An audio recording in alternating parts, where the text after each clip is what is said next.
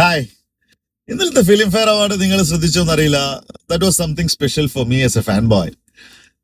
മമ്മൂക്കാക്ക് ഇന്നലെ 16ാമത്തെ Filmfare award കിട്ടി. ഈവൻ ദോ മൂപ്പർ അതിൽ കൂടുതൽ അർഹിക്കുന്ന ഒരുപാട് പുരസ്കാരം കിട്ടേണ്ടിയിരുന്നെങ്കിൽ പോലും അതൊന്നല്ല ഇവിടുത്തെ വിഷയം. അപ്പൊ കിട്ടിയ സമയത്ത് പുള്ളിക്കാരൻ തന്നോടൊപ്പം നോമിനിയായിട്ട് ഉണ്ടായിരുന്ന ആസിഫിനെയും ബേസിലിനെയും ഒക്കെ സ്റ്റേജിലോട്ടേക്ക് വിളിച്ചൊരു രീതിയുണ്ട്. വാടാ ഇങ്ങ് പറഞ്ഞിട്ടൊരു വിളിയുണ്ടായിരുന്നു. ആ വിളിയും പുള്ളിയുടെ ആ സ്പീച്ചും, ഇവരൊക്കെ എന്റെ കൂടെയുള്ള ആക്ടേഴ്സ് ആണ്, ഇവരെക്കാളും നല്ല ആക്ടർ ആയത് കൊണ്ടല്ല എനിക്ക് കിട്ടിയത്, എന്തോ കാരണത്താൽ എനിക്കിത് കിട്ടിയെന്നൊക്കെ പറയുന്ന ആ ഒരു moment, that was something really special. ആ പുള്ളിക്കാരൻ യങ്സ്റ്റേഴ്സിന് കൊടുക്കുന്ന യങ് ഡയറക്ടേഴ്സിന് ഒരുപാട് അവസരങ്ങൾ പുള്ളിക്കാരൻ കൊടുത്തിട്ടുണ്ടായിരുന്നു.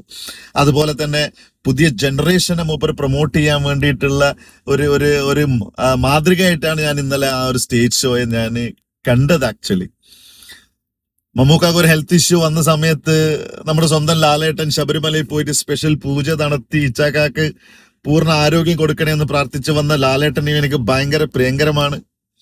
പക്ഷെ ഇന്നലത്തെ ആ ഒരു സംഭവം എന്നെ വല്ലാതെ അങ്ങ് ടച്ച്. ഇതൊക്കെയാണ് കേരളത്തിലെ ആക്ടേഴ്സ്.